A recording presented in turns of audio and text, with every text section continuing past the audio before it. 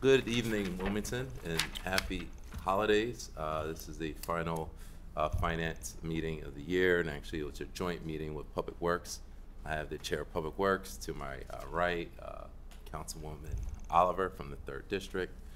So, we have quite a few matters to go over, but again, the way this will be proceeding tonight is finance agenda will be going first. And then the Public Works portion will happen, and I'll give it over to my co-chair, Oliver, and then we'll finish up. All right. So at this time, I'd like to call the finance meeting, the joint finance and Public Works meeting. I will call the members of the Finance Committee, and Chairwoman Oliver will call the members of the Public Works Committee. Vice Chair Harley, 4th District from Finance. All right. Had her as on Zoom. She's on, okay. And Council Member Spadola at large. Okay. Council President Congo. Here. Okay. And then with me in the room, we also have Council Member Nathan Field. Chairman Johnson, can you? 8th District. Yes, Council Member Harley, I have you down. Thank you. And then Councilmember Oliver, 3rd District. Present. And we also have Councilmember Fields, I believe, from the 5th District, present as well. Yes, present. And then Councilmember Vince White is here as well. All right. And now I'll turn it over to Chairwoman Oliver. Thank you, Councilman Johnson. This is Public Work and Transportation Committee joint meeting, finance. This meeting is Monday, December the 4th. I will call the council members first that are on the committees. Vice Chair Vince White. Present. Council Member Bracy. Present. Council Member Nathan Field. Present. Council Member Brigida Fields. Council Member Brigida Field. Present. Fields, I'm sorry. Council Member James Spadola.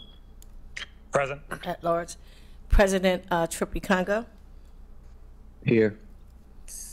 That would be, then we have Council Member Harley on the line, Michelle Harley. And we have Council Member Nathan Fields here.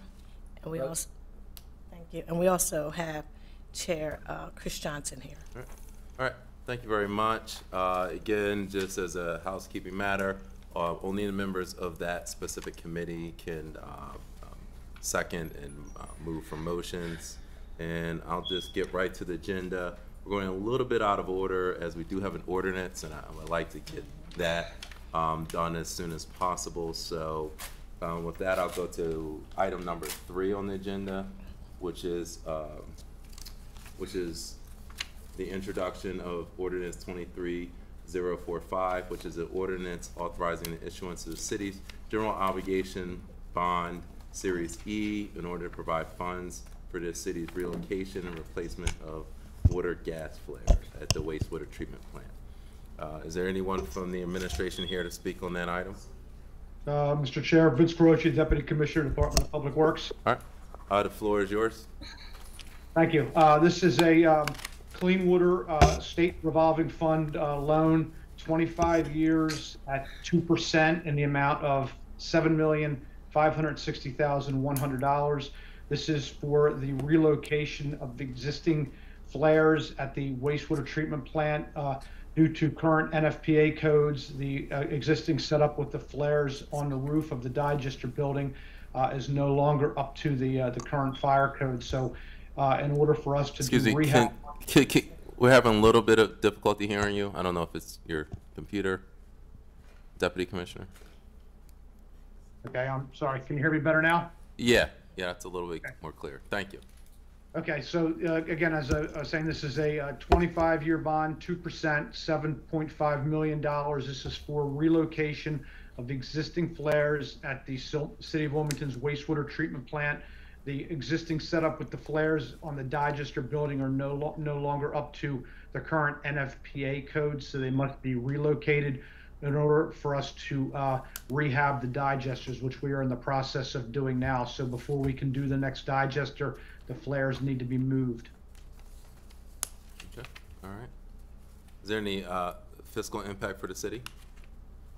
It's a $7.5 million loan for 25 years at 2%. So it'll be it's a state of Delaware Clean Water State Revolving Fund loan. All right. I have no further questions this time. Anyone on the committee have any questions? Yes, thank you, Mr. Chair. When you say relocating, relocating to where? On a different area of the wastewater treatment plant site. So the existing flares are on top of the digester building due to the NFPA codes. They can no longer be in that close of proximity to the digester gas, which is flammable coming off of the digester. So the relocation will be to the northwestern side of the property. That'll maintain the proper distance away from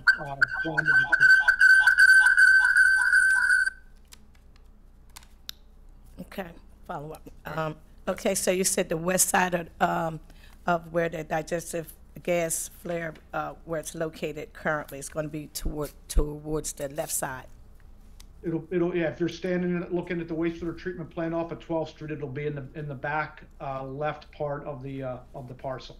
That's the only suitable place we had. That there was nothing else anywhere around it. There has to be certain clearances of 20 feet all the way around the flare due to the heat and the fire. Follow up. Yes, please, Council. I asked that because I didn't see the when you I know I read that it had to be relocated, but I didn't know the proximity or how far. But you're just saying to the west side, so I didn't know if there was a square footage or 4 or 5 miles away, et cetera. Now, it's so there's gas lines that have to be installed with this to get the digester gas over to the flare. So obviously we want to keep it as close as is practical, but in this particular instance, we've determined that that back portion of the lot is where it's going to need to go, since there's no structures around it. Thank you. That would be all. Any other questions from members of council, either in person or on Zoom? All right, then I'll turn to members of the public. Any comments, public comments regarding this bond matter? Okay, all right, seeing none, then since this is an ordinance and this general obligation bond needs to be approved by full council, I'll entertain a motion at this time to move ordinance 23-45 out of Finance Committee to full council for a vote. So move. Second. All right, it's been properly moved and seconded. All in favor? Aye. Aye. Any opposed? All right, this ordinance has passed committee and will proceed to council agenda. Ms. Bass Knight, do we have? December 14th. Okay, December 14th is the date. Thank you very much, Public Works. Thank you. Vice Chair Harley, you have a question? No, I don't have a question. Oh. I just wanted to make sure that you could hear me. I was having technical Yes. difficulty. You Okay. are clear, Vice Chair. Thank you. All right, All right, I'm going to move quickly because I know we do have a lengthy agenda. We have a update on the disparity report. I believe you have Mr. Williams from the mayor's office. If you can kind of give us, I know it's been, yes, about 2 months. So, you know, just if we get to hit the high level points is the progress on this very important project.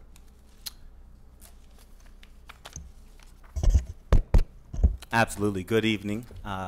Thank you for having me, Council Committee Chair and Council members.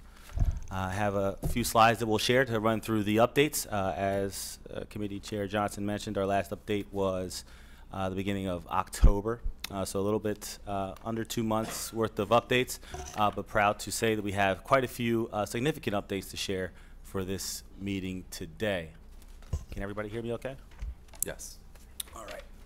Again, so today's update will provide updates regarding the disparity study recommendations and our progress towards implementing some meaningful changes to the city's Disadvantaged Business Enterprise Program.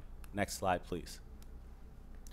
All right, the first update I'd like to share is that back at the end of October, the Office of Economic Development executed our agreement with B2G Now, who's a vendor who provides a number of software applications to assist governments and other organizations with their procurement activities.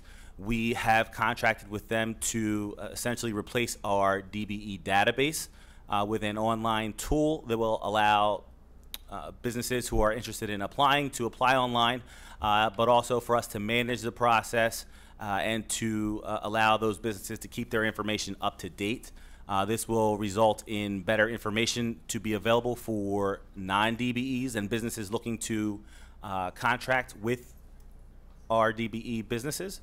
But I think most importantly, really modernize the process and ensure that we have good information, trackable information at that. So we executed that agreement, and we've begun the implementation steps to bring the tool here for the city of Wilmington. Next slide, please. So with regard to increasing our presence in the industry and really promoting the DBE program, over the summer, the Office of Economic Development joined the Greater Philadelphia Chamber of Commerce. Through that chamber, we've attended several events, namely I guess our initiation was basically a procurement-aligned event in the city of Philadelphia with many industry experts, and met a lot of great businesses who are in the region, really connecting us more regionally. But most recently, I attended a webinar that they hosted entitled The Evolving State of Diversity, Equity, and Inclusion, which was a good insight. They had some panelists who talked a little bit about their challenges as businesses and with regards to equitable procurement and kind of what they're on the ground site of this subject was. So it was very valuable in participating in that event and the events we've participated in thus far. We'll continue to look for new opportunities to join industry webinars, seminars, conferences, things of that nature. Namely, I have the National Minority Development Council conference coming next year, which I hope to be able to attend. So just scanning the environment, looking for opportunities to become more knowledgeable in this area. Next slide, please. Our DBE program rewrite. So if you may recall, I know it's been a while, we are looking to rebrand the DBE program, namely calling it the Procurement Equity Program, to change the perception of the program, but also to ensure that we are pursuing the intention of the program. So the rewrite is with the legal department. We are working with the legal department to who's analyzing our write-up ahead of us taking this to the administration board. So once we have that legal analysis complete, we'll be able to move forward with some of the proposed changes. So we're working through that process as we speak. So there will be more to come on this topic, and many more updates that I can provide once we get to some of legal's, once we get their analysis back. Next slide, please. One thing that I want to highlight, the last meeting we had just kicked off, I think we were a couple of weeks into the Turner School of Construction Management, which was brought to the city. The city helped to host the construction school over at the Emergency Operations Center. Well, we concluded that program back on November 7th with a graduation ceremony in which we hosted the 14 graduates over at the Doubletree Hotel, catered and catered by the city, by the hotel. It was a great event. We received a lot of great feedback and complimentary feedback for Turner Construction and the subject matter that they shared with the participants. I believe we had 6 DBEs, 6 active DBEs participate in this program. with many more, I guess the remainder, being encouraged to apply for city DBE certification.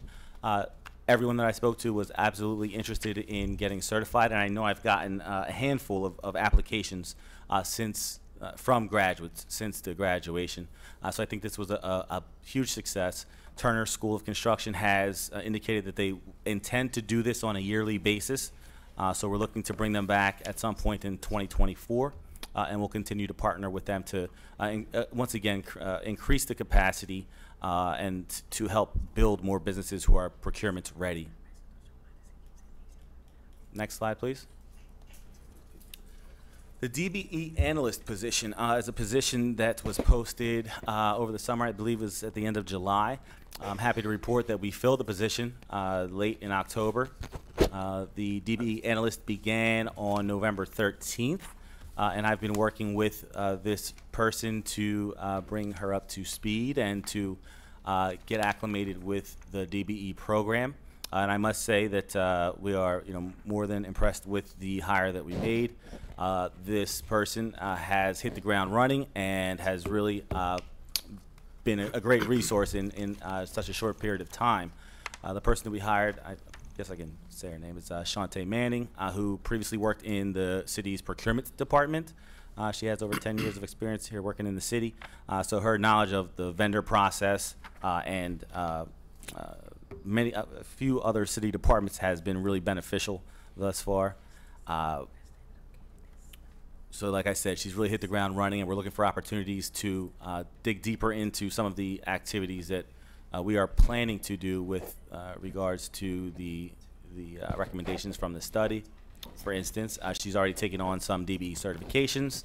She's been assisting with really having a little bit more robust communications with regards to opportunities that the DBEs can participate in, and helping to make connections between businesses looking for subcontractors, but also helping to sort of mine for opportunities within the departments that DBEs may be able to participate in. So a lot of good coming out of that position already. Mr. Williams, sorry to interrupt. Is it possible that or is it Miss or Mr. Manning? Miss Manning. Okay, Miss Manning. Could she possibly? I haven't had the pleasure of meeting her. So possible if she could, next month's meeting, if she could. Absolutely, and I think she's looking forward to it. I wish that I had told her in time to be here tonight, but it was one of those things that was on the calendar, and she knows about it. She may be watching as we speak. Excellent. But I will, for sure, she will be here. Thank you. Okay. All right, so next slide, please. All right, the recommendation to increase the pipeline of DBEs through outreach and similar activities. So as you can see, we've been pretty busy in the month of October. I've participated in not just October, but going back to the beginning of this year in a number of procurements-related presentations, conferences, and events of that nature where the county, state, federal small business administration and organizations such as True Access Capital have hosted sessions to invite small businesses, primarily minority-owned businesses, to learn about doing business with different government entities, with each of our entities, and to learn about the certification processes and some of the resources that are available. So we've been doing a lot of outreach with that regard, just in the month of October, as you can see there. All really good feedback, and I can say that we have certainly seen an uptick in DBE certifications since we became so really involved with our ecosystem of agencies. We have 2 events coming up that you may want to note. One being this Wednesday, True Access Capital is hosting a procurement webinar during which I will be presenting on doing business with the city of Wilmington. And then the following week on December 11th, the Newcastle County Procurement Office is doing a certification workshop. I'm sorry, Newcastle County Office of Economic Development is doing a certification workshop in which I'll be participating and presenting over at the Route 9 Library. So, I typically meet a couple dozen small minority-owned businesses at these events, and we typically see new certifications come in, you know, over the week or 2 week period after these events. So I'd say it's certainly been very good time spent. And just some numbers that I looked through our database for today, I want to provide. Just this year, so far this year, we've certified or recertified 38 DBE businesses, which is a 36% year-on-year increase over last year. The previous year, in 22, the number was 28, and in 21, we only had 11 DBE certifications. So there's certainly a lot of interest and a lot of demand for DBE-like programs. So, question? Thank you very much for that comprehensive overview, Mr. Williams. It's great to have some good news out you know, updates. As I know this has been something the department has worked on tremendously, and I appreciate kind of those updates. And I guess because of course our job on council is try to get events out. Do you have any flyers for the December 11th event that could be emailed to council so we can circulate to our networks? Absolutely. I just received that today, so I will share it with council staff, and we'll get that out. Yes. Yeah, the 6th. Well, 6 is the webinar. It was more Yeah, the it's 11th. a webinar. I'll get whatever I can on both and get it out to you, of course. Okay, perfect. All right. Any other questions? I don't have any further questions. Any members of the committee? Ms. Bass Knight, you have a question? Councilwoman Harley. Okay. Vice Chair Harley? Floor is yours. Yes, Mr. Chair. Okay. Can you hear me? Yes, we can hear you. Oh, okay. I want to thank Mr. Williams for that overview, which was helpful. My question to him is that if it's possible, can we get an update on the funds that we voted on for last year's budget? We voted on the funds, in June? I think they became available in July. And so we're 6 months out. And if we could just get an update in terms of the businesses that have submitted requests to utilize those funds that we voted on in the budget for those minority businesses that reach out to your department. Absolutely. So that would be the small business development funds, the strategic dollars you're referring to, Councilmember Harley? That's correct. Okay, so we will, I'll work on providing a list of those businesses and get it to you as soon as possible. Okay, great. Thank you. That's all I have, Mr. Chair. Okay. Any other? Yes, Mr. Chair. Yes, President Congo? Yes, thank you. How long has the city been trying to revamp its program? When did this disparity study, when was it first released publicly? The study was released publicly in February of this year. Okay. And how would you grade the progress so far?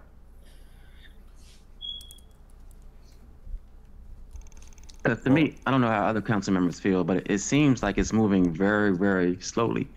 It is like a process. It has been a process. For us not to have any type of update of the funds that we put in the budget in July, and there hasn't been any update. That's not acceptable. And it just seems like it's moving at a pace that just isn't. I mean, I appreciate the work that's being done, but how much better are we as a city of dealing with disadvantaged businesses since the study has been released? And maybe I'm just not seeing the bigger picture. And if so, I apologize. But where are we? Are we a better city? What should we expect? Like, how long of a process is this going to be? So I just want to clarify to make sure that I understand your question, because there are two separate topics, if I'm understanding. There's the small business development side, which is any small business that our office, my role, works with on a day-to-day basis, and then there's the DBE side, or kind of procurement related activities, which is what I've been discussing and which we're talking about. So I know that that our office received funds, much of which has been spent down on the small business development side. I think once I provide that update, it'll be clear that we've done a very quick job of putting those funds out to minority-owned businesses and putting those funds to work. On the DBE side and the program updates, there are some, there's been many activities that we've been working through, such as hiring a DBE analyst, and which was budgeted for through the finance department, securing B2G Now, which was another budget item, which our office is using our SMBEO budget combined with our consulting budget to secure for the year, in addition to paying for some really good consultants who have immediately, or should I say along the entire process, been really wonderful assets to the city. So we continue to leverage their expertise to improve the DBE program. So just to make sure that those two things are distinctly understood. So in terms of progress, like I said, beside the updates that I provided today, we have some, I think, program updates that we will be able to share once we get through the legal analysis, and hopefully get that before the administration board as quickly as possible. So just a follow-up, Mr. Chair. Yes, Council President. Thank you. So when the disparity study was first released, it painted a really grim picture of the city of Wilmington's, of our ability, of our connection with disadvantaged businesses within the city. How would you? Are we better? Are we a better city now, or how long? When will we be a better city? I just don't see what I expected to see, almost 10 months later. And again, maybe I just don't, I'm just ignorant and don't know. I don't know, but I just listening to these updates. It doesn't seem like they're what are some hard numbers? Where are our wins? And where are the community's wins since this disparity study was released? And if not, when should we start to turn the corner from that study? I think that I would be happy to highlight some of those, some highlights for you. And I've Mr. shared some Williams, previously, and not to interrupt you, I believe Chief of Staff Tanny Washington has a response. Yes, Yeah. thank you, Chairman Johnson. What I was going to say is that the recommendations came out in February, and out of that, we knew that we had to put a significant amount of resources behind it in order for the program to improve, or the DBE experience overall. Our budget for FY24 just opened up July 1. And I think that, in my opinion, we've made significant progress in the fact that we've been able to hire the DBE analyst who's going to work hand in hand with economic development and building out this program. The fact that he said that the increase in certifications has gone up by, I believe it was 30-something%. I can't remember the number exactly. Yeah, 36%. These are significant changes. And the fact that we have to work in collaboration with other entities, other governments, and we're building these relationships with the greater Philadelphia area, I have to commend the Office of Economic Development for making such significant progress. So that's just my perspective on it. Thank you. Okay, thank you. I appreciate that. Just a follow-up, Mr. Chair. Yes, please. Thank you. So I guess it's one thing to have more people at the table, but how many of those, I guess I would want to expect to see some numbers of how many of those organizations are getting contracts from the city. And that's the kind of, I guess, improvement that I'm looking to hear about from these update meetings. I just don't see that. And again, I'm glad that we have more people at the table, but are we doing business with those different businesses? And I can provide some updates. Or are they just at the table? Understood. I can provide some updates. I can get that information. I know anecdotally of at least 3 businesses who have obtained either their first contract with the city or their largest contracts with the city as prime contractors since the study was released, and directly because of some of the efforts that our office has made. So I'll work to get you some information as soon as I can, and I'll start providing updates as you described going forward. Okay, I appreciate that. Thank you. Thank you both.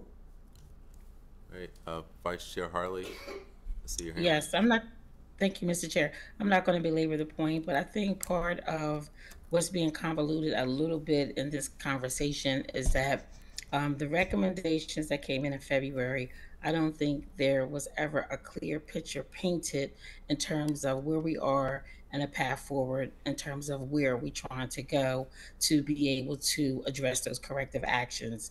I'm just listening at the conversation.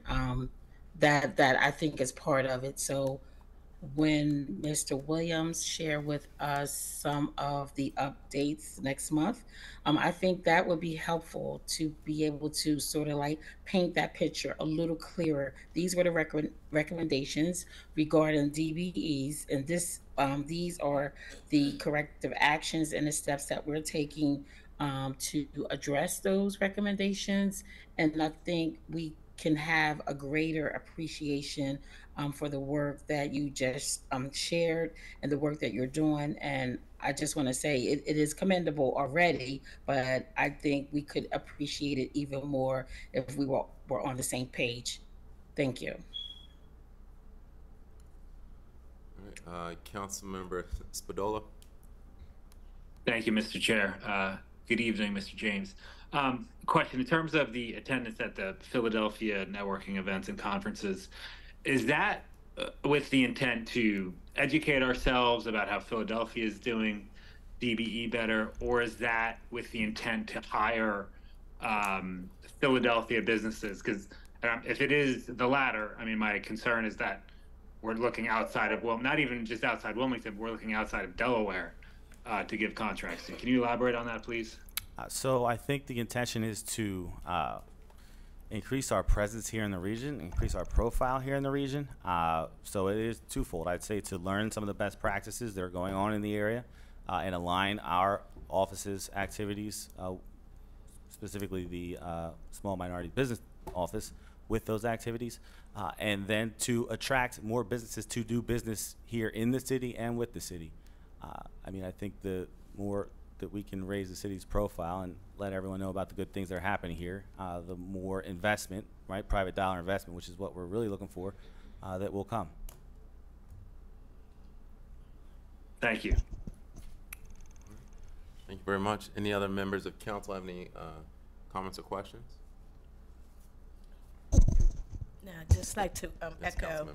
if Mr. James can just send an update report on quarterly, annual basis, so, you know, individuals have questions, can email you back. All right, and I think just to set it up for you, Mr. Williams, I think the concern about the small business fund is a little different. So I think going next month's agenda, I have to look at it. I don't believe it's too lengthy. So if we could have an update on just the strategic fund, because I know they're in, you know, I know that's a little different, you know, than the procurement side. And then we can have those updates as well. I mean, I know even there's one black-owned business on the west side that you have a ribbon cutting, I believe, coming up this week. So I know there's momentum out there on that side. So, you know, I want to give you a chance to prepare and then give the full presentation on that. Okay, kind of like a halfway mark, you know, where we are with that fund. Okay. Thank you. All right. Well, thank you very much. All right. Public comments. All right, seeing none. Again, thank you very much, Mr. Williams and the Chief of Staff Washington. All right, and yes, and could you make sure to bring Miss Manning so we can be formally introduced to her? Thank you. All right, and I believe next up, just the last item on the finance agenda is the update on compensation study for elected officials and city council staff. Ms. Tanny Washington, the Chief of Staff. Sure, I can give you a quick update on that. Yes. We have secured a contract with PFM for completion of the elected officials compensation study. It is our hope that the study will be completed by the end of January. So we did send City Council staff a copy of that contract, and I'm sure PFM will be in consultation with council as they move forward. And remind me, Just asking Chief of Staff Washington, where is PFM a local business, or are they in Philadelphia? Or? They're in the region. They're not located in Wilmington, Delaware, in like the Philadelphia area. Okay. Yes, we used them many times before, and we figured we could get a quick turnaround for what you guys need. So they were easily accessible and amenable. All right. All right, thank you very much, Chief of Staff Washington. I'll turn it over to my colleagues. Any comments or questions from members of council? Okay. All right, seeing none. Any members? I'm sorry. Oh. Hello. Yes, Councilmember McCoy, I have you recognized. Thank you. Yes. So I just wanted to ask, because once initially when we were looking to do to reevaluate and to figure out compensation for the employees throughout the city, we actually asked for everyone together. So I was just trying to figure out why we had not actually moved forward on council staff and council at the same time. When we had that conversation, our compensation study had already began. And so, you know, what we thought would happen is that as soon as we finished ours, we would pick right up the city council, but you know, that didn't happen, and that's on us. But like I said, I believe there will be a quick turnaround on the study, because it's, you know, it's limited in terms of, you know, it's just elected officials. It's not a whole citywide study. So I don't think it's going to be elongated. It should take, like I said, about 2 months at the most. Okay. Mr. Chair? Yes. I just wanted to also state that it was not just elected officials, but also looking at our council staff as well. I just wanted to make certain that that portion was, that we added that. That's correct. Thank you. All right. And again, thank you very much, Chief of Staff Washington. We look forward. I believe we will have this on the, Vice Chair Harley? Yes, thank you, Mr. Chair. One quick question for Chief of Staff Washington. Who are we benchmarking against? Do you have any idea when these benchmarks are being done? Are they benchmarking against municipalities pretty much with the same population? You know, just at a high level, which direction? To be honest with you, I'm not sure, because we just entered into this agreement about a week ago. So the intent was to have PFM work in tandem with council and have that dialogue with you guys.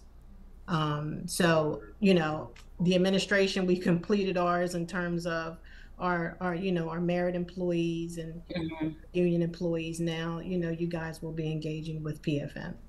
Okay, fair enough. Thank you. That's all I have, Mr. Chair. All right.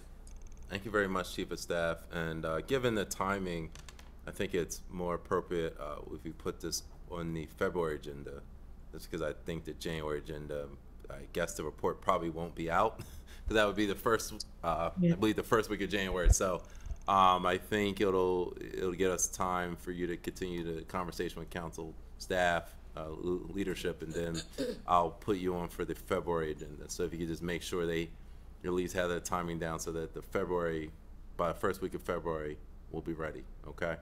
Yeah, so typically it's my experience with our study is that a draft report comes out, and then there's conversations with the entity that entered into the agreement. So I would think that once the draft report comes out, that PFM will be having conversations with City Council. Okay.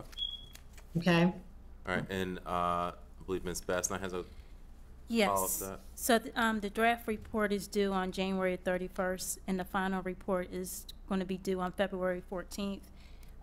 If council chooses to do something differently as how they calculate or determine their salaries, of course, that's going to require legislation. So I just want to mention that for the record. Okay. All right. So I think either way, we're definitely looking for maybe the February, if not the March meeting. hopefully we have the final report out by then. Okay. All right.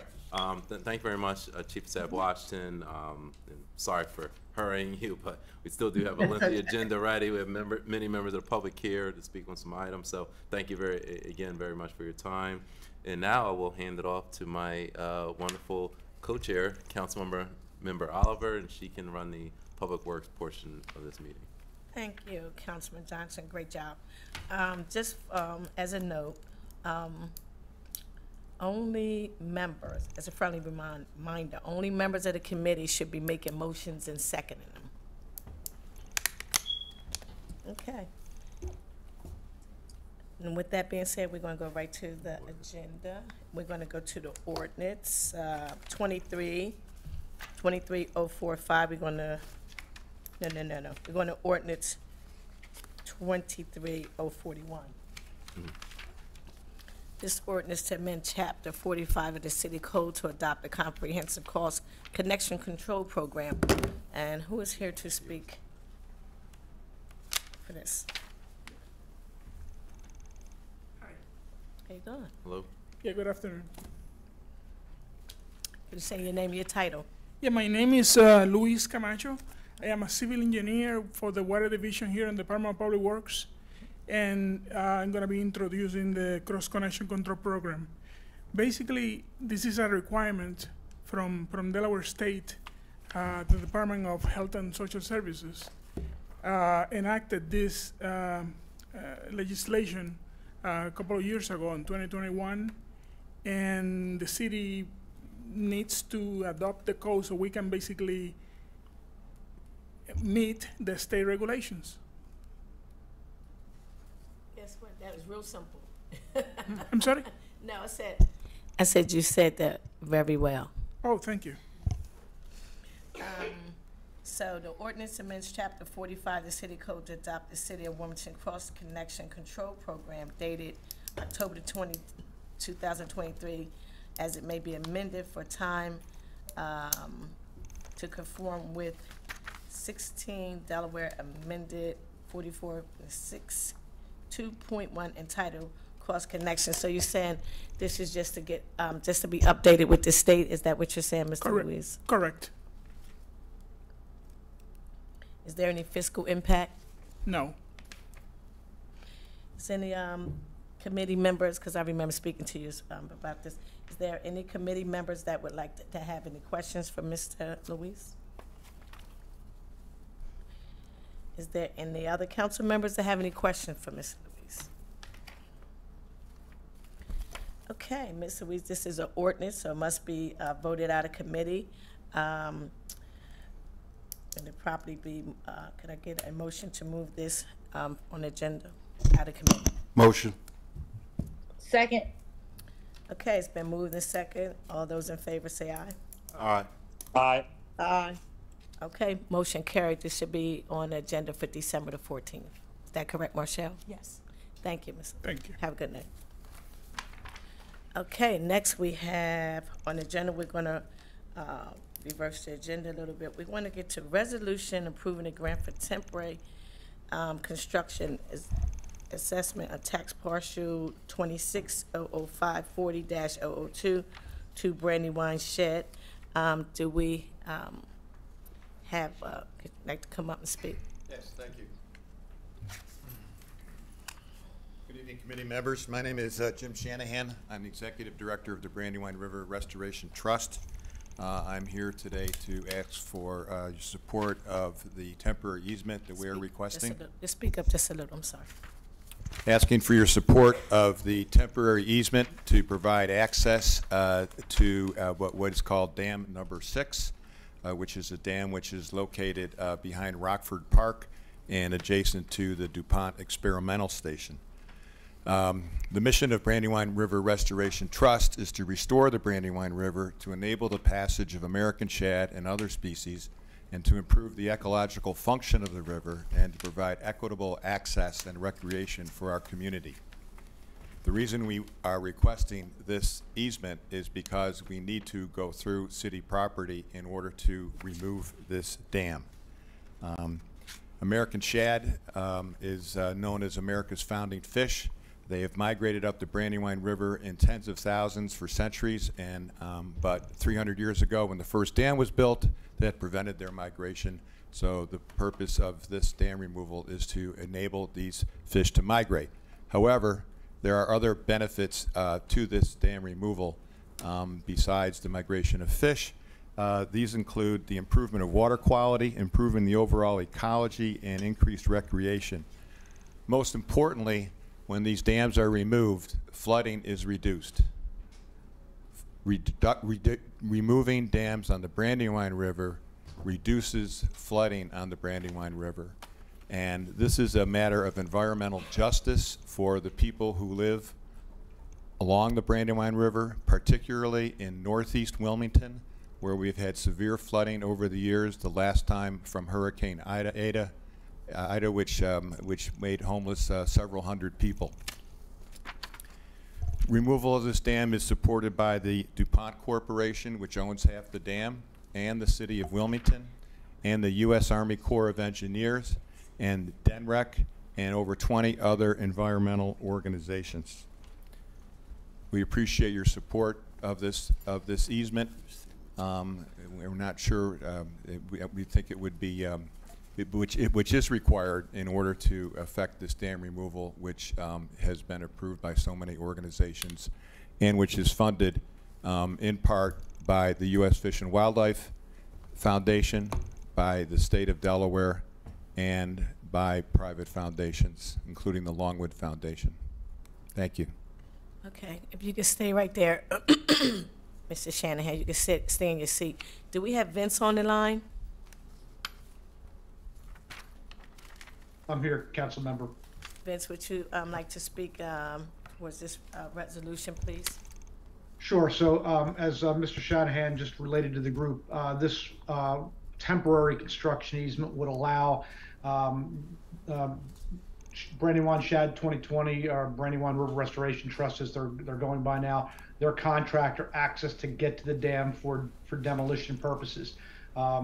DuPont owns the one parcel on the eastern side of the creek, and on the western side of the creek, it's the parcel is owned by the City of Wilmington. Due to the topography out there, the easiest way for a contractor to make access to the dam is going to be going across our parcels. So that's what this temporary construction easement would allow them to do. As part of the easement documents, they would be responsible for restoring the property back to its pre-work condition as closely as possible. Also, there'll be protection for trees, sediment and erosion control, and so forth that the contractors would be responsible to abide by. Vince, I know we've had lengthy conversations regarding the dams.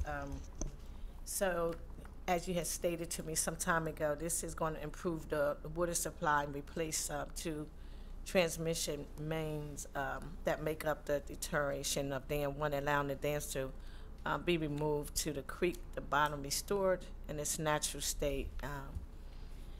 One thing that I was impressed with is that it would assist with improving the floods in the 11th Street Bridge area, Brandywine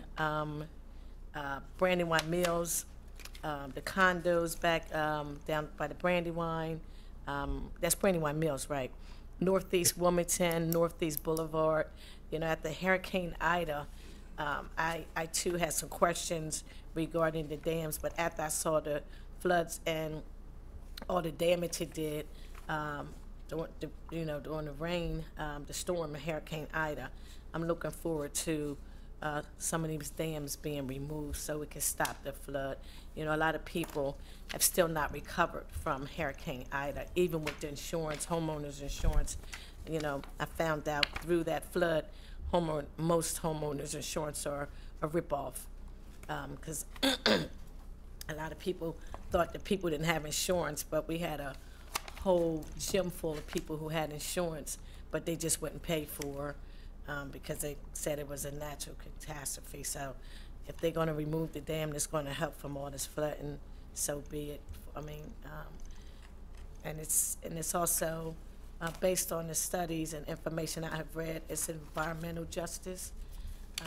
And I don't think a lot of people realize, or if anyone is familiar with the climate change, I watch a lot of earth shows, and it's not just here, it's all over. This water is deteriorating, evaporating just all over. If you haven't seen it, just had on 60 Minutes about all the ships coming down the port, various ports, just stuck in the river because the water is just decreasing all over. So the supplies is just sitting in different areas for days. But Vince, if you want to finish saying anything else.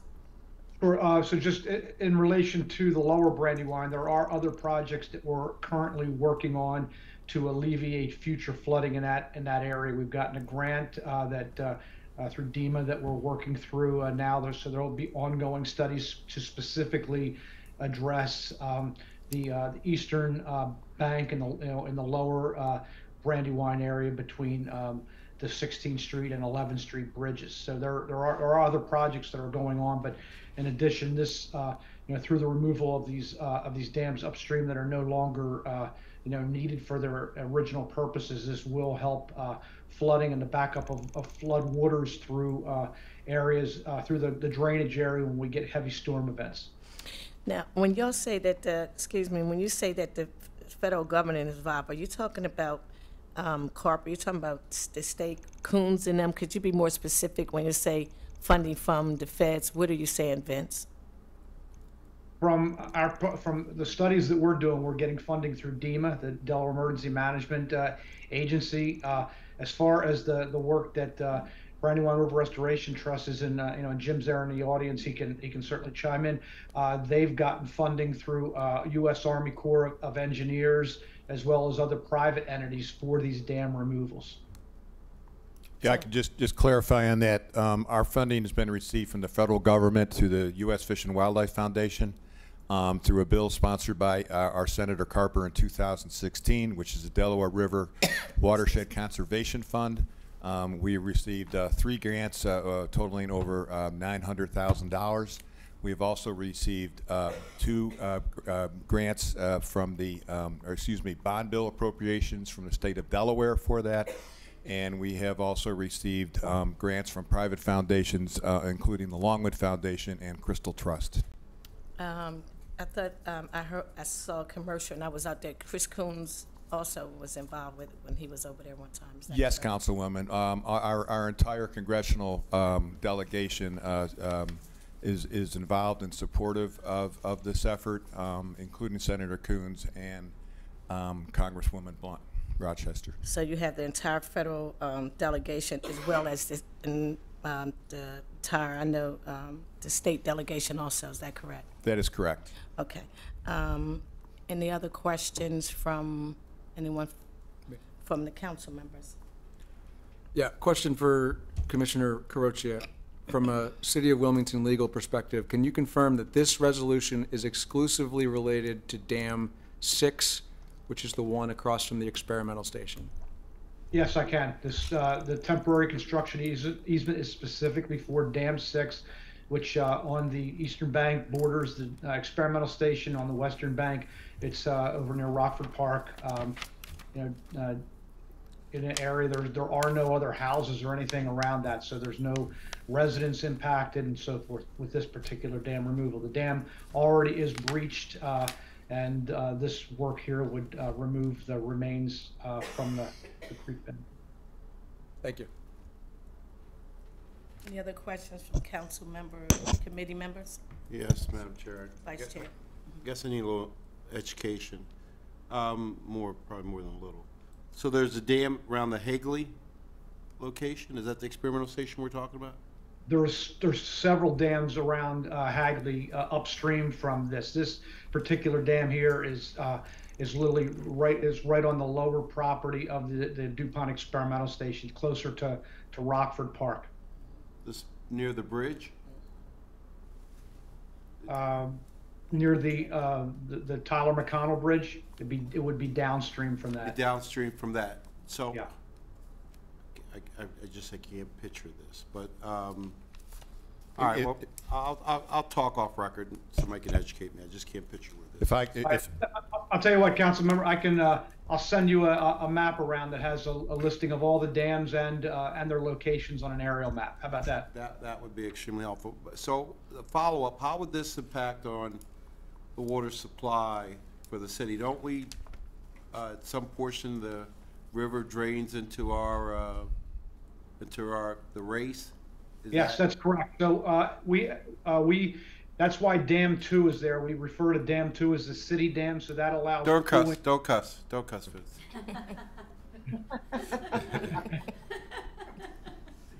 That is the dam we refer to as the city dam, and that pulls water upstream of the head gates for the raceway. So that's where we allow that water to flow in through the raceway and a series of gates that we have on that infrastructure, and that allows the water to run to our Brandywine pumping station and our Brandywine filter plant, and that also allows the water to pool. So our Wills pump station on the eastern bank of the Brandywine can it feeds the intakes for those pumps as well, so we can pull water up to our either Hoops reservoir or to our Porter reservoir.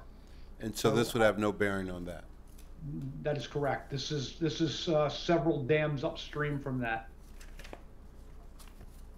And this would help with the shad migration.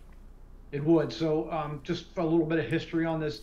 Dam 1 was at West Street. We removed that when we did a creek crossing with 2 water mains. I guess it's been about 4 or 5 years ago now, and that kind of started the ball rolling here. That was the first impediment to the shad being able to get up the Brandywine Creek, because the water was tidal up until that point. So that dam was removed as part of a project that the city did. And now the next dam up is Dam 2, which is, as I refer to as the city dam, which is up between, like, down from the swinging bridge area and where, downstream from like where Will's pump station is off of North Park Drive. So what the plan is for that is we've been working with Diamond State Port Corporation as part of their mitigation efforts for the port expansion. They're going to be planning to put in rock ramps and natural ramps, so to allow fish passage over Dam 2, since that has to remain so that we can protect our raw water supply. Follow up, Madam Chair. Yes, sir. What was the construction at that was occurring prior to, I guess that would be the Baker or Jim Sills Bridge on the western bank? We moved a lot of earth closer to I can't think of the street, but on the western bank. What was that related to? That one I'm not sure. Across on the pumping station, before you get to the Sills Bridge. Behind the pumping station. I mean, on the other bank. On the other bank. There's nothing that we've been doing there recently. The Raceway project was about 6 or 7 years ago when we did that. So the summit, the city's in favor of this? Yes, we provided Brandywine Shad 2020 a letter of support for the dam for removal of Dam 6 several years ago. Back I think it was late 21, early 22. We gave them a letter. Just for so there's no shad migration there? There is some. They can only go up so far until they hit these dams, and then they can't get over them. That's so they don't spawn where they can't get over? Well, they try to get back to their, again, I'm not the expert on the fish biology, but they try to get back to their ancestral grounds, which is up into Pennsylvania, and they can only get so far. So that's what the goal of this and other projects. On the White Clay and other waterways around here is to remove a lot of these ancient dams that are no longer providing any service. So a lot of these were put in back in the days of the mill races when the water was being harnessed for power to run mills, and since that is not the case anymore, a lot of the dams are there and they're in various states of disrepair. Thank you, Madam Chair. Thank you, Vince. No further questions, Madam Chair. Any other council members that would like to speak? Can I, Councilman Field, I'm sorry. So, I have a suggestion for the January Public Works meeting. This is a big project, but we have, in 3 years that I've been on City Council, we've never discussed it at the Public Works Committee meeting. And I believe it deserves just the fact that council members are unaware of some of the basic details of it. Perhaps we could have in January a detailed sort of presentation on the project and what might come in the future. Because I think it's an important project where the Brandywine River is central to the city of Wilmington, and there's a lot of gaps in knowledge about what exactly this project entails. And if the city is heavily involved, then I think it merits a detailed Public Works Committee presentation. Okay, Councilman Fields, this isn't new to Public Works. This is not our first time talking about the SHAD. Maybe this is your first time your constituents have complained because it's about the dam, but this is definitely not the first time that the SHAD has came up, because I have introduced legislation on this before. So I think what it is, that this is the first time that you know, because the dam happens to be in your district, but this is not, and I do not wish to hold this up. We have a lot of federal money and state money on the line here, and this is going to take place in January, so we don't want to lose the funding for this. So I'm going to request that this does get, you know, voted out and let it come on the floor and let council members, you know, vote. But with that being said, go ahead. I'm gonna let you follow up. So, all I'm suggesting is, irrespective of this resolution, we can check all the agendas of all the Public Works Committee meetings. I don't believe we've discussed this project. I'm on the committee. I don't believe we've discussed it in the last 2 or 3 years. It's been discussed in other forums. There's clearly interest, and there needs to be information out there. People have questions and want to learn more. So I'm requesting in January or February, independent of whatever happens with this particular resolution, that there be more discussion on the Public Works Committee, and Mr. Carocchia can participate. Okay, and once again, it's always a lot of legislation that's new. That's why this is a committee meeting, and that's why we always vote it out and let it come on the floor for a vote. But I'm not in favor of holding up this legislation. So do we have any other committee members that would like to comment on this piece of legislation? Yeah, James Spadola, Councilman Spadola. Thank you, Councilmember Oliver. I think you might have misspoke. My understanding, based on what Deputy Commissioner Carocchia and Mr. Shannon was saying, you said that this dam is in Mr. Field's district, but in terms of this resolution, this is not in his district. Thank you. This is the dam by the DuPont Experimental Station, not by the dam by the Brandywine Falls. I think Councilmember Field is strictly talking about the learning more about the project as a whole, not this specific resolution. Oh, okay. I thought he was interested because it was somewhere around. Yeah, I know where it is. I thought it was over in his district. So I'm just familiar with the 3rd district. I apologize. Thank you. Thank you for that clarity. Do we have any other committee members that would like to speak in regards to this legislation? If not, do we have anyone from the public that would like to speak? Please come up. State your name, and you have a couple seconds. Right up to no, stand right up. Oh, I need to stand. Yes, ma'am. Okay. State your name, and you have a few minutes to speak. All right, good. Thank you very much, Councilwoman Oliver. My name is Susan Kelleher. I live in the Highlands, and I live along Dam number 5.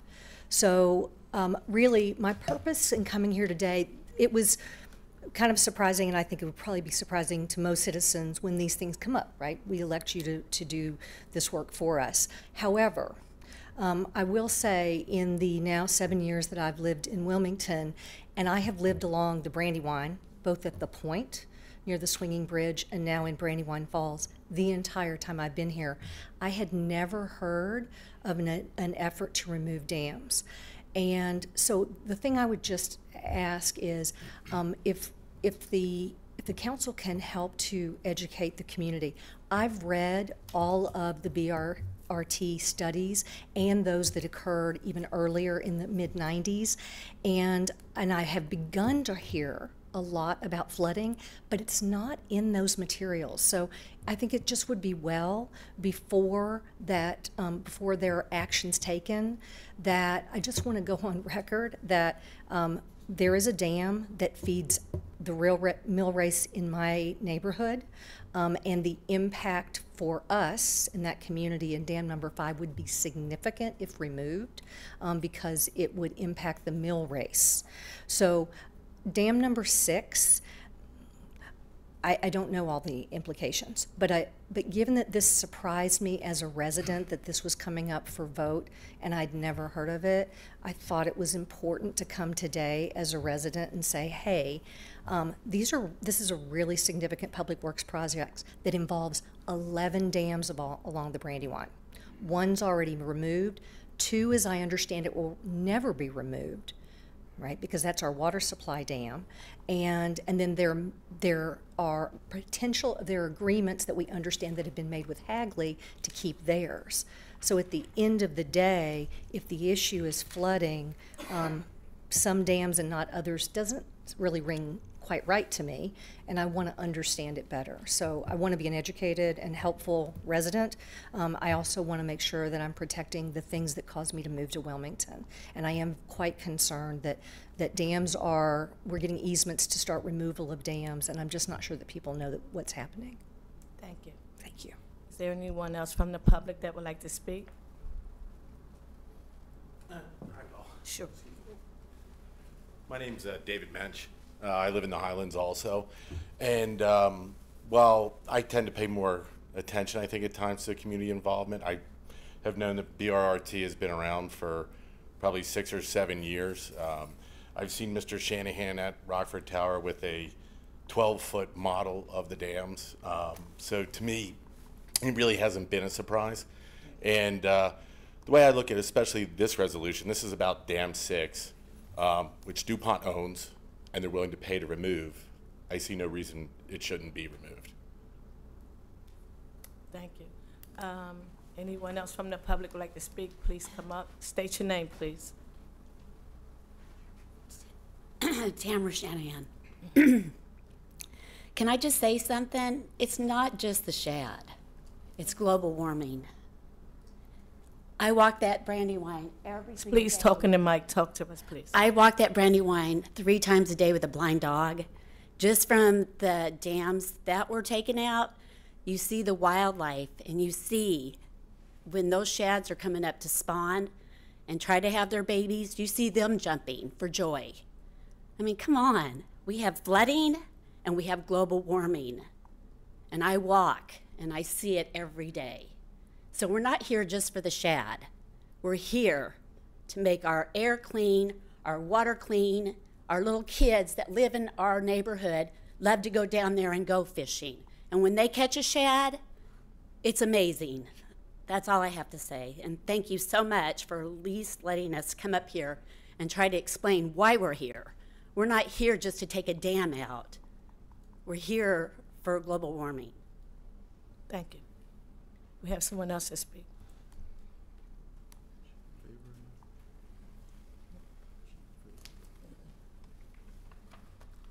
Excuse me, could you say your name and say if you're in favor or not? Because I don't think she mentioned she was in favor, but I understood what you were saying. So go ahead, please. Kathleen Purcell, and I am in favor. I live on the Brandywine Creek. Ida was in the condominium building I live in. Ida had a significant impact for flooding on our condominium in the lower levels. So if taking out a dam will reduce flooding, it's amazing how damaging water can be. It's just shocking. But when Ida happened, that's what convinced me that if taking a dam out is going to reduce flooding, and having lost everything that was stored in my garage because of water. And this is an easy fix.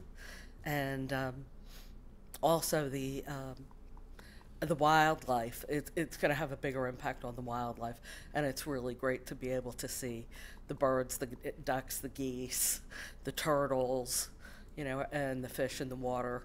I mean, it's a pleasure to live there and have that experience. But when you have flooding, that's a whole that's a really serious and negative experience that we've been through. So I'd like to support the dam removal. Thank you. We have anyone else from the public that would like to speak? Please come up and say it. State your name, please.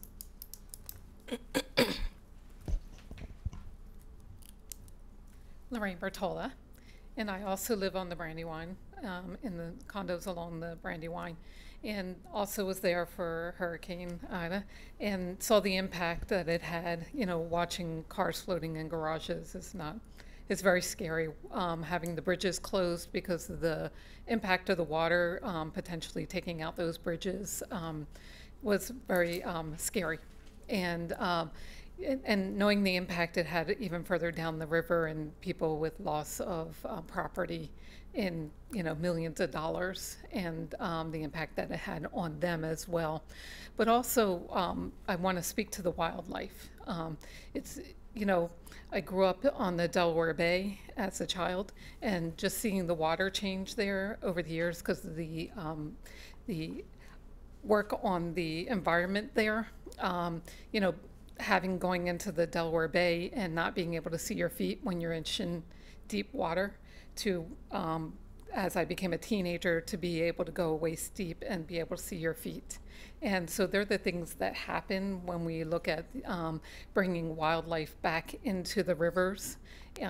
You see, you know, seeing bald eagles and osprey return to the Brandywine because the shad come and they feed off the shad, and seeing that changes to the environment. The shad bring mussels up the river, freshwater mussels on their gills, and you know, that changes the whole fauna and flora of the Brandywine, returning it to what it was prior to the Industrial Revolution of putting dams on the river. So I'm in favor of removal of the dams. Thank you. Do we have anyone else that would like to speak? Please come up. Just state your name. Hello, I'm Jennifer Mensch. I am also in favor of removing the dam. I live in the Highlands, and I've just observed when it's a lot healthier, the flow, you actually get a lot more kids who are engaged in fishing, and I think that's really important to get kids engaged in activities that are frankly free, close, you're involved in the environment, and you're committed. I was a past president of the Wilmington Little League, and I know, you know, having these kind of activities for kids is really important to get them on the right trajectory for life. So I just think the more we can do to make it more engaging and attractive for kids in the city is a great thing. So, thank you. Thank you. Do we have anyone else in here from the public like to speak? If not, do we have anyone on Zoom?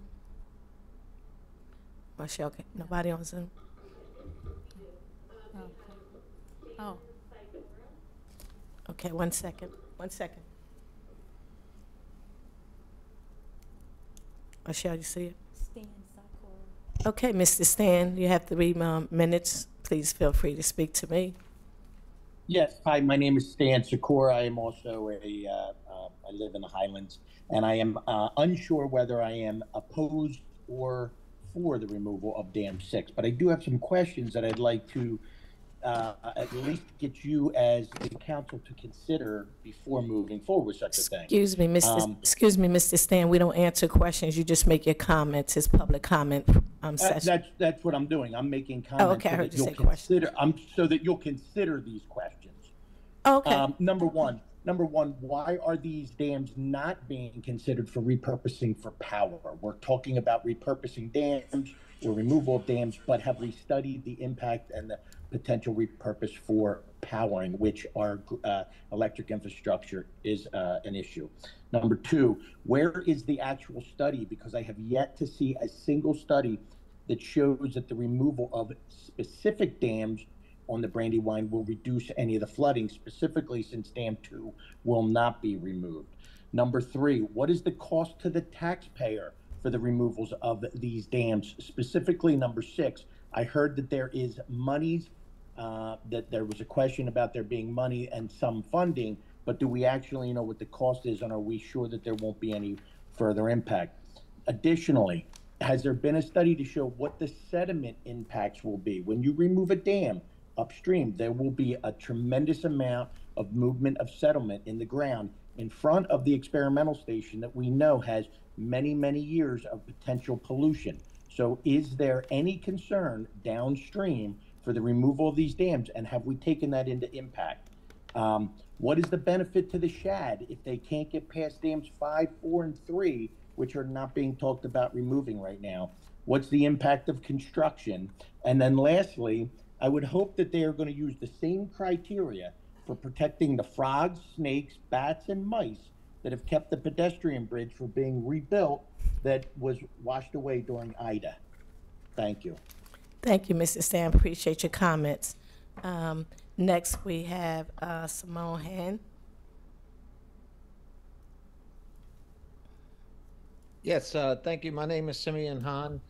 I am in favor of the resolution to grant the easement and in support of the whole Brandywine River restoration effort and the strategy that's been developed for each of these dams.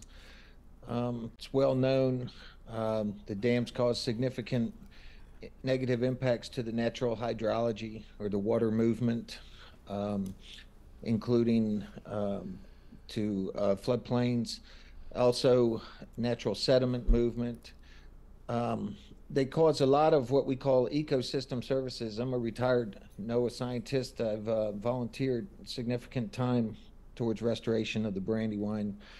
The city of Wilmington, the residents that and the visitors that visit that area, you know, deserve to have a clean and functioning river. There's a lot of other injustices occur in that lower part of the river, including combined sewer overflows. So this is an important part of an overall restoration project for the Brandywine, which will have significant positive economic, environmental, and social benefits that have been discussed here. So I do agree that, and I know Jim Shanahan has done a great job of doing outreach. The Shad Festival attracts thousands of people.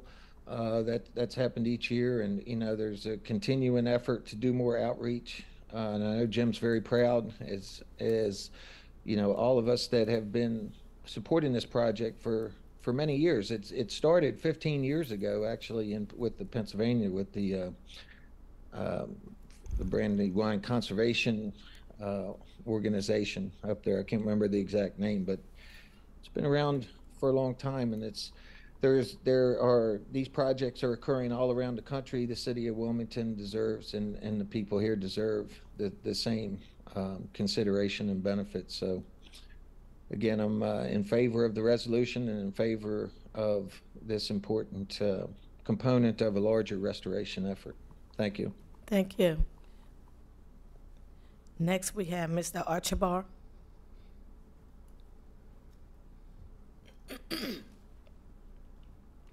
Thank you, Madam Chair. Can you hear me? Yes, sir. You have 3 minutes. Yeah, so my name is Vera Archibald. I am actually the site leader for the DuPont Experimental Station. We have been working with the Brandywine River Trust for many years to understand the impact of removing the dam, and we strongly support removal of the dam. During Hurricane Ida, we sustained several $100,000 worth of flooding with global warming and continual river rise. We expect and anticipate that this trend will continue without the removal of the dam. We are committed to the removal of the dam, and we've also been a supporter of the Shad Festival.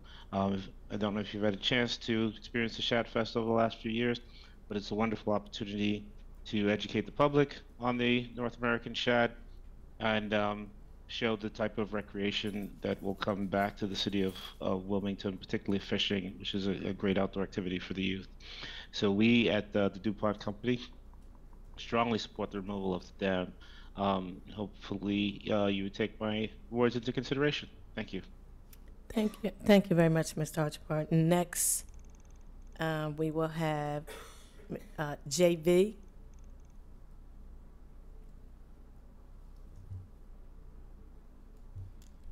Hello, my name's Jacqueline Barcelona. Can you all hear me? Yes, ma'am. Thank you. I'm a resident of the Highlands, and I also live in Brandywine Falls. And I have to echo what a previous speaker said, where we were concerned about knowledge and plans for this change, and so much so that we invited BRRT to come speak to our neighborhood at our annual meeting to, allay some fears and anxieties about what impact the changes in the dams might have on our river all the way down. And that was a confusing meeting because we were told that there would be a federal study. The U.S. Army Corps of Engineers was being commissioned for $10 million to do a study that would allow us all to read the impacts, all kinds of aspects of the dam removals, and it would also include alternatives to removal, full demolishing of dams, but also look at alternatives that would allow for fish passage and other things. So we left that meeting, it was at the end of October, thinking that this study would be starting at some point. And when they discussed that study, they said there was a period of time, maybe a year in, when public voice would be heard, that there would be presentations and discussions. And so we felt that that was pretty far off in the distance. And we only just now found that this was going to be on today's meeting and up for a vote for a temporary easement. And though it might sound like a small thing, it is very symbolic and evident that there is not a lot of knowledge about this. And if we proceed and this passes, it just goes to show that they have not pulled enough of the community voice into the matter, and they are being provided an avenue to proceed. And so I absolutely oppose of this process, I'll just say. Thank you. Thank you so much. Appreciate your comments. And next, Green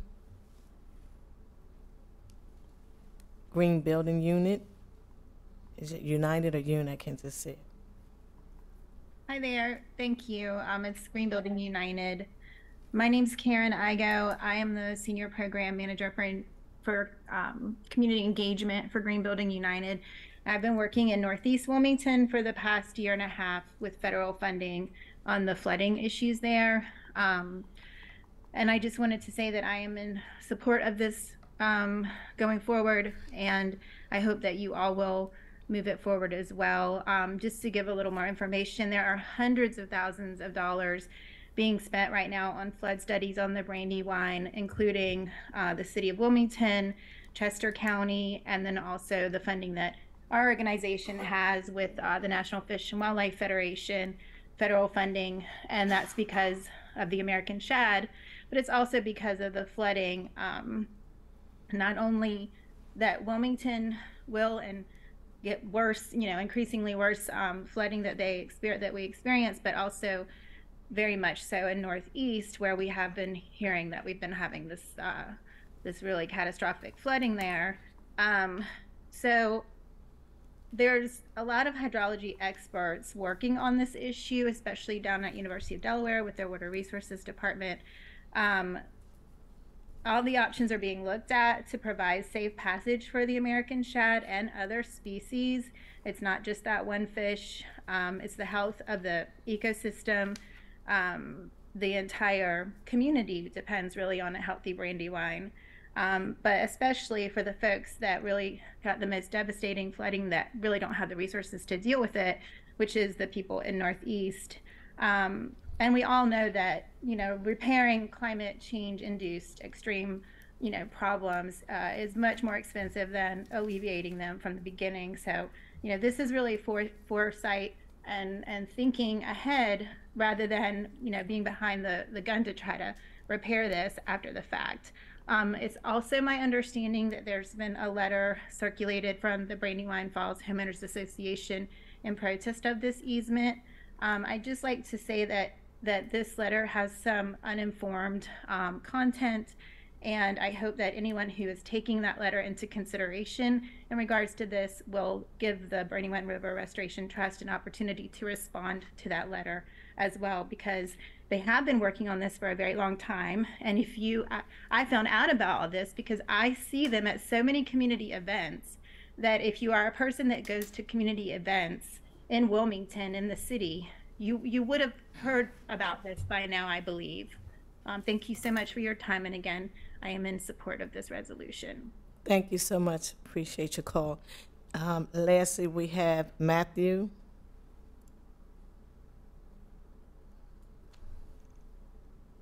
Hello, thank you.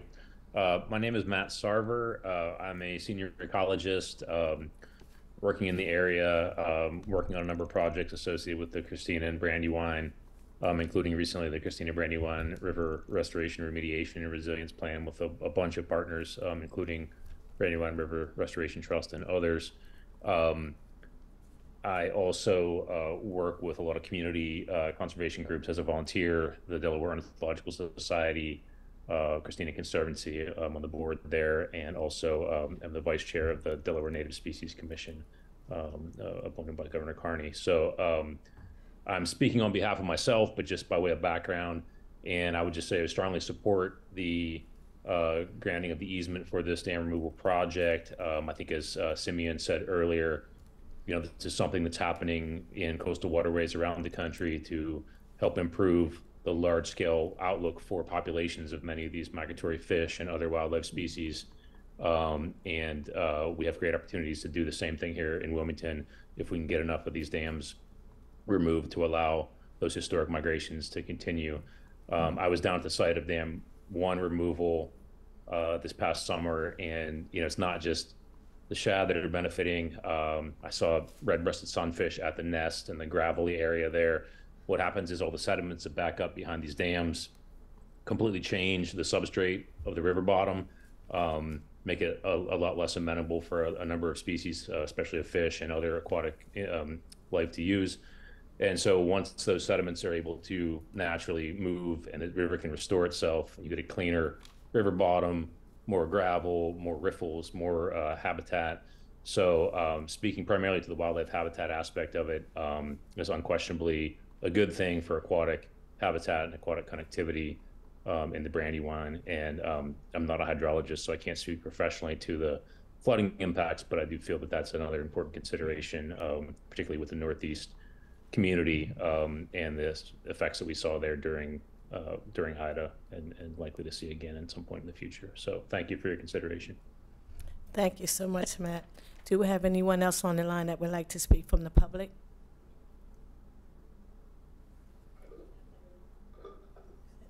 You said no? Okay, thank you. So do we have council members that would like to speak that's not on the committee? Okay. Yeah. Okay, I'm sorry. Mr. Johnson, Councilman Johnson, I'm sorry. As chairman of the Finance Committee, I am certainly learning a lot about environmental impacts in dams, frankly, more than I've ever learned on council. So I would like to thank those who are knowledgeable about this, and also, the Public Works team. I do share the sentiment of Councilmember Field that I think globally, I think there probably should be a presentation on just the dams up and down the Brandywine, as to what the status of each one is, what the age is. That might help, I think, allay a lot of fears and talk about what the long-term plan is. So that's, again, disagreement with that. Dam 6, it seems pretty straightforward, but I think globally, maybe a presentation in coming months, I think would help. Thank you, Councilman Johnson. Next, we have Councilman Vice Chair Vince White. Yes, I want to, this is exciting, and I want to echo Councilman Fields and my colleague Chris. I was going to sleep until this point. I was nodding off. And the global aspect of what's going on, I mean, like anything, there's pros and cons of what we're doing. And I think it's real important for us to be as educated about those pros and cons as much as possible. There's a lot of conversation regarding, unserved communities. And I would hope that all these groups out here are mentioning this, that you actually have those unserved people on your boards and on your committees, so you can hear directly from them. But again, as Councilman Johnson said, globally, I think I'd like to hear a hell of, oh, that's right, it was damn, the word I was hearing. I want to hear a lot more about the pros and cons, and if we can get that from BRT or get that from, I will surely reach out to Vince and ask for something other than the aerials, because I'm more worried about, I'm as equally worried about the unforeseen outliers of what we're trying to do. So I appreciate everybody's comments and look forward to more education on this particular subject. So thank you, Madam Chair. Thank you. I appreciate everybody's comment, but I would like to say that this is, I've been, thank you. Commissioner Kelly Williams would like to speak. I'm sorry. Hi, good evening. Deputy Commissioner had to leave and go to another meeting. So I just wanted to point out that what we're actually looking at in this resolution is simply an easement for construction, because our side of the river is easier to get to the dam. So the dam is actually owned by DuPont, and they could take out the dam from the DuPont side. However, it's just easier access on our side. So I just wanted to make clear exactly what we were looking to vote on. The city input, or I'm sorry, the city is actually not putting any money or effort into this particular dam. Our effort was when we took the first dam out, and that started the ball rolling. And this is an effort that we've been working on since I've been here in 2010, and have supported removing these dams. But I just wanted to make very clear that all we were asking for in this resolution was a construction easement for our side of the river to give access to the dam that is owned by the DuPont property. Thank you, Commissioner. Thank you. I just wanted to follow up that during Hurricane Ida, the northeast area as well as South Bridge, which are underserved communities, were flooded out, and a lot of people were relocated, and some of them still haven't returned to their homes. The state, John Corney, as well as Housing, Sister Beeman, put people up for at least a year or 2 years, and some of them are still trying to find places to live. This is a global warming issue all over. It's an environmental issue. I believe in clean water, clean air, and with that being said, and it's no fiscal impact from us. They have all the funding. And as the commissioner mentioned, this is just an easement for them to do some infrastructure work on that side of the river.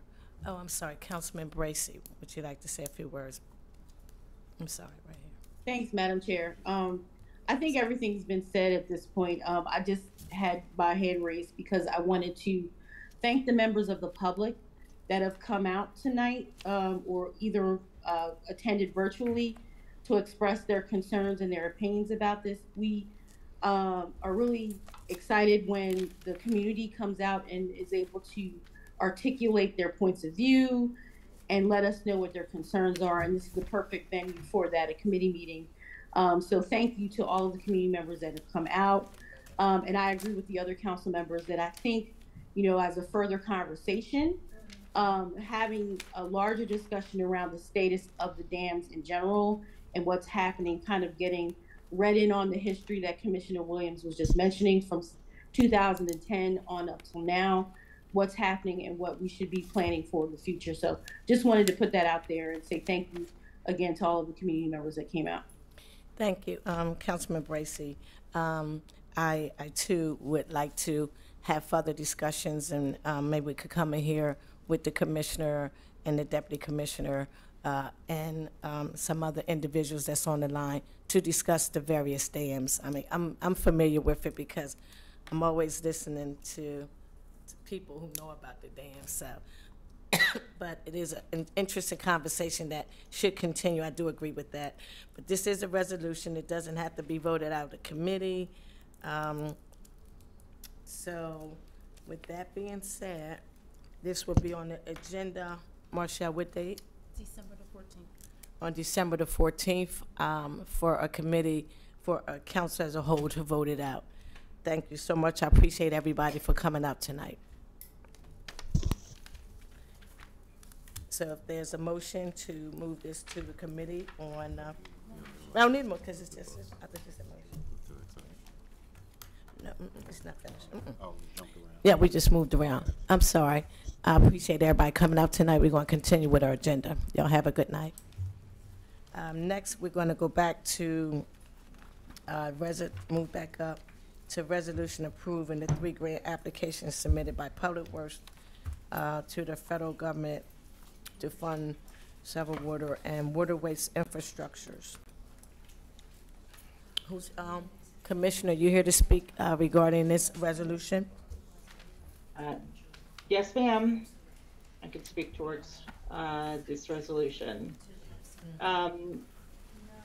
This is the grant. This is the grant application submitted by Public Works for funding for several water and water waste infrastructure projects.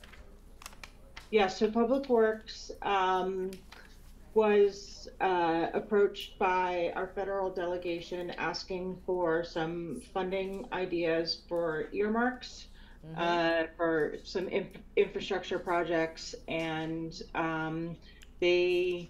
Excuse me, could y'all take that in the hallway, Jim? I'm sorry, Jim. Jim, could you take that in the hallway? I'm sorry, continue, Commissioner. Sure. So we gave our federal delegation some ideas for some projects that we already had begun to design, and we thought that would benefit our communities and would help our infrastructure at the same time. So we received, we asked for, and we are going to receive monies for the Prices Run Interceptor and the B and C Street separation projects. And so this is sort of a cleanup resolution to go ahead and accept that money when it's offered to us. Okay, this is a resolution that has no negative fiscal impact on the city? No, in fact, it should result in about $6.3 million of earmark free money. Right. Okay. Yep. It's a resolution. We have any council members that have any questions regarding this resolution? Any non-voting council members that have any questions? Any members from the public that have any questions? Thank you, Commissioner. If there's no questions, this will be on the agenda for December the 17th? 7th? December the 7th. Great. No. Yes. Is that right? Okay, Yes. I'm sorry. Yeah, that's right. Okay, I'm like, doing this soon. Okay. Okay, so this will be on the agenda for December the 7th. Thank you. Great. Commissioner, Commissioner, I wanted to say something before I forget, though. When you, I'd like to mention that we would like to go out and see that dam. Because I thought it was Nathan. I'll come back to that. I talked to you off the record. Yes, we like to do that. Next, we're going to talk about the dam. Is that yeah, what you said? yeah. There you go. Yes. There you go, Commissioner. See? Yeah, There you go. Yeah, that's fine. Okay, thank you. One day next week. I appreciate it. Boots on. Okay, next we're going to go to resolution approving a grant of assessment to 501 Alapocas Drive, the Nemours Foundation. Yeah, so this is property that we own. However, it's adjacent to property that Nemours owns, and they're looking for an easement to get from one side of property they own to property that go through our property to another property that they own. And we're just granting them an easement to allow them to do that. It's going to be gated. It goes to the Children's Hospital. It's property outside of the city, but that we own it, which is kind of random, but there's no fiscal impact. There's no, you know, it's not used for any city purposes. It's pretty much just a bunch of woods attached to the Alapocas Park property that the city happens to own. So you're saying we're going to use it in conjunction? We're not giving this to anybody, is that correct? No, they're just, an easement just allows them to use it. Okay. It doesn't give it to them at all. It just allows them to use it appropriately, and gives them permission basically to across our land, and that's it. May I ask a question? Sure. Any members of the committee, like there's questions, and ask my last. Madam Commissioner, my question, is this an easement in gross? You know, I don't know the answer to that question. All right, you can I have follow. to ask the law department. Yes, can you ask the law department? Secondly, why would there not be, why hasn't there been a discussion to deed this over to Nemours if we have no interest? Because we're going to still have a liability, correct?